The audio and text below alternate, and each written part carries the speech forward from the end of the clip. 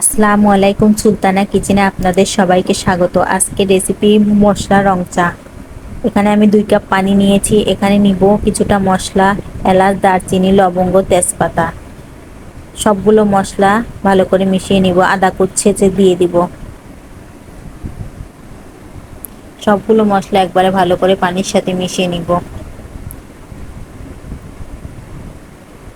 পানিটা বলক চলে আসছে, যতক্ষণ না পানির কালারটা চেঞ্জ আসবে ততক্ষণ জাল করতে থাকবো।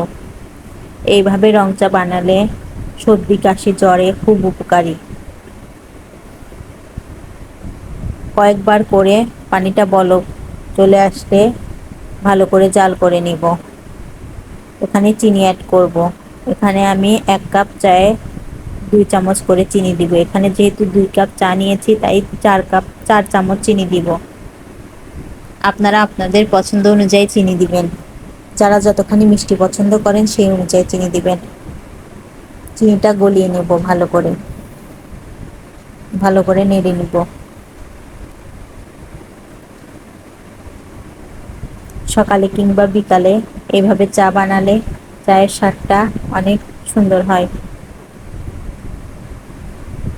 দেখুন পানির কালারটা অনেক চেঞ্জ হয়ে আসছে। আর একটু জাল করে নিব।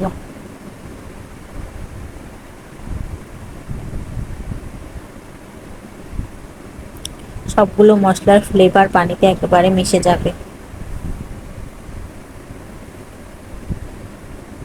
এখানে আমি হাফ চামচ চা পাতি ব্যবহার করব। এখানে বেশি চা পাতি ব্যবহার করলে চায়ের স্বাদটা তেতো হয়ে আসবে। আপনারা সবসময় কম চা পাতি ব্যবহার করার চেষ্টা করবেন। ভালো করে নেড়ে নিব। এখন আমি বেশি জাল করব না, কয়েকবার বলক আসলে নামিয়ে নিব।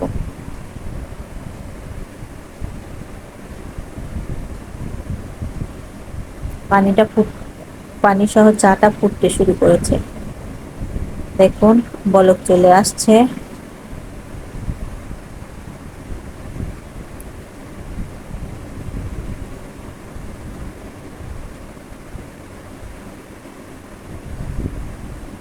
আর কিছুক্ষণ জাল করব। এখন বন্ধ করে নামিয়ে নিব। আশা করি আজকের চায়ের রেসিপিটা আপনাদের ভালো লাগবে। বাসায় আপনারা ট্রাই করবেন। যদি ভালো লাগে আমার চ্যানেলটিকে ফলো দিয়ে পাশে থাকবেন।